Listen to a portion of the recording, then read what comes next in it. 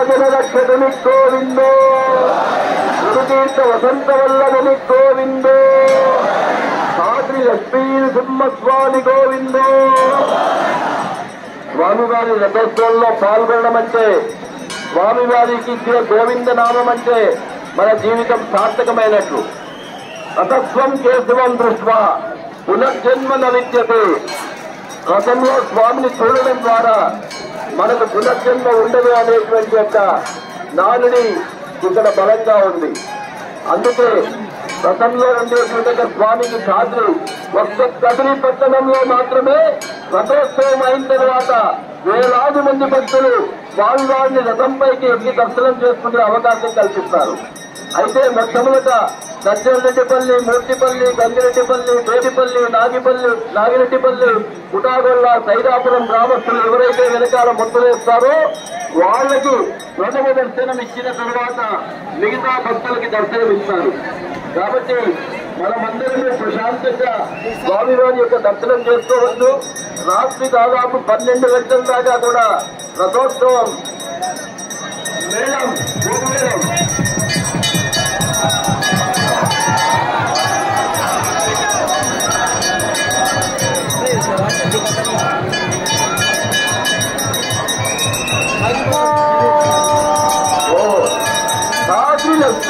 సింహస్వామి గోవిందో, భక్త ప్రహ్లాదమైన గోవిందో, హిరణ్యకశ్యప సంహారుని గోవిందో, దురిత వినాశని గోవిందో, పాలపాటి తిన్న ఆంజనేయ స్వామి గోవిందో, ఏటిగడ్డ ఆంజనేయ స్వామి గోవిందో, కాసోల చిన్నమ్మ తల్లి గోవిందో, తిమ్మమాంబ గోవిందో, గొల్లమ్మ తల్లి గోవిందో, సాద్రి లక్ష్మీ సింహస్వామి గోవిందో, దీనజన రక్షకుని గోవిందో, గురుతీర్థ వసంతవల్లభుని గోవిందో, భద్రావతారుని గోవిందో, దేవతావతారుని గోవిందో, వామనారావతారుని గోవిందో, మహావతారుని గోవిందో, లక్ష్మీ సింహస్వామి గోవిందో,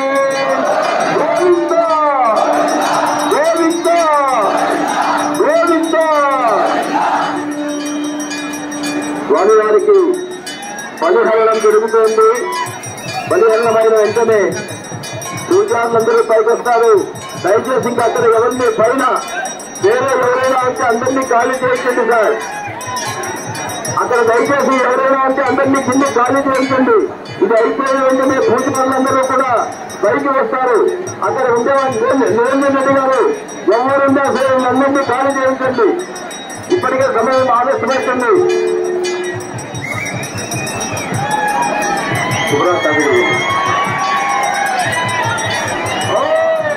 లక్ష్మీ సింహస్వామి గోవిందో,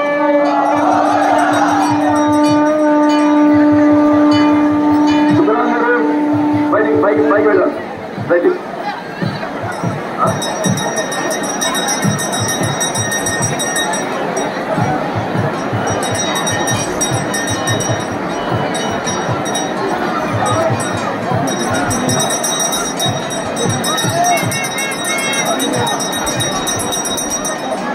మేళం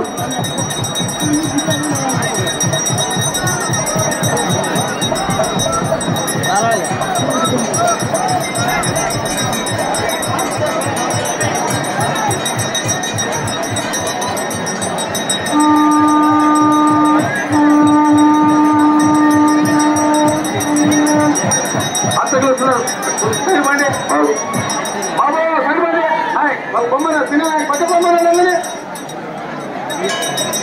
మీరు పండి బైక్ పైన పండి మీది 6 బైక్లు ఉన్నాయి మీకు.